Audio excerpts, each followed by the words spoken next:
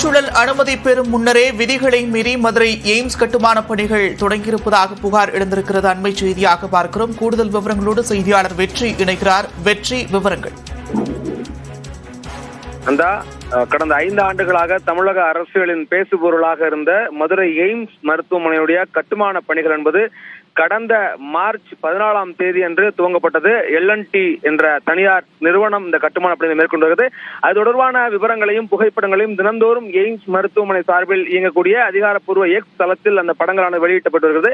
இந்த நிலையில் கட்டுமான பணிகள் மேற்கொள்வதற்கான சுற்றுச்சூழல் அனுமதியை இன்னும் இந்த நிறுவனம் பெறவில்லை என்ற தகவலானது வெளியாகிருக்கிறது. எய்ம்ஸ் கட்டுமானத்திற்கு அந்த சுற்றுச்சூழல் தாக்க மதிப்பீட்டு அறிவிக்கை பெறுவதற்கு மாநில அரசிடம் சுற்றுச்சூழல் அனுமதி பெற வேண்டும். இந்த அனுமதியை பெறுவதற்கு இந்த கட்டுமானத்தால சுற்றுச்சூழலுக்கு என்ன மாதிரியான பாதிப்புகள் ஏற்படும், என்ன மாதிரியான விளைவுகள் ஏற்படும் தொடர்பான ஒரு சுற்றுச்சூழல் தாக்க மதிப்பீட்டு ஆய்வு என்பது நடத்த வேண்டும். இந்த ஆய்வு பணியை மேற்கொள்வதற்கான எல்லைகளை வழங்குமாறு மாநில சுற்றுச்சூழல் தாக்க மதிப்பீட்டு ஆணையத்திடம் மதுரை எய்ம்ஸ் நிர்வாகம் கடந்த பிப்ரவரி 27ஆம் தேதி அன்று விண்ணப்பித்திருந்தது.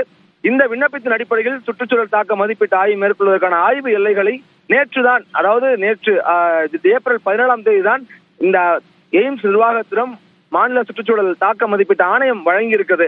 இதன் பின்னராக இவர்கள் இந்த ஆய்வை முடித்து மீண்டும் மாநில அரசிடம் அந்த அறிக்கையை சமர்ப்பித்த பின்னரே மருத்துவமனை கட்டுமானத்திற்கான சுற்றுச்சூழல் அனுமதியை பெற முடியும்.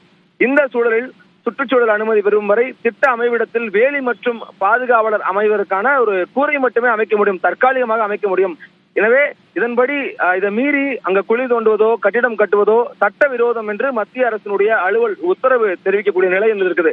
இந்த விவகாரம் குறித்து எய்ம்ஸ் மருத்துவமனை கட்டுமானத்திற்கான கண்காணிப்பு பொறியாளரிடம் விளக்கம் கேட்டோம். அவர்கள் முன் கட்டுமானம் மட்டுமே மேற்கொள்கிறோம், ப்ரீ கன்ஸ்ட்ரக்ஷன் பணிகளை மட்டுமே மேற்கொள்வதாக தெரிவித்திருக்கிறார். மேலும் எய்ம்ஸ் அதிகாரப்பூர்வ கணக்கில் கையாளக்கூடிய நபர் தவறாக எய்ம்ஸ் முன் கட்டுமான பணிகள் என்பதற்கு பதிலாக எய்ம்ஸ் கட்டுமான பணிகள் ப்ரீ கன்ஸ்ட்ரக்ஷன் என்பதற்கு பதிலாக எய்ம்ஸ் கன்ஸ்ட்ரக்ஷன் என்று தவறாக குறிப்பிட்டதாக தெரிவிக்கிறார். விதிகளை பின்பற்றியே கட்டுமான பணிகள் மேற்கொள்ளப்படும் என்றும் தெரிவிக்கிறார். எய்ம்ஸ் தொடர்பாக 5 ஆண்டுகளாக பல்வேறு விமர்சனங்களும் சர்ச்சைகளும் எழுந்து வரக்கூடிய நிலையில் தற்பொழுது கட்டுமானம் துவங்கி இருக்க நிலையில் மீண்டும் ஒரு சர்ச்சையானது கிளம்பி இருக்கிறது. முறையான சுற்றுச்சூழல் அனுமதியை எய்ம்ஸ் பெற்று பணிகளை முறையாக துவக்குவதற்கு இன்னும் 2 மாத காலம் ஆகும் என்ற நிலையில் இந்த சர்ச்சைக்கு எய்ம்ஸ் நிர்வாகம் என்ன பதில் சொல்லவிருக்கிறது என்று பொறுத்திருந்து பார்ப்போம். நன்றி வெற்றி, விரிவான விவரங்களுக்கு.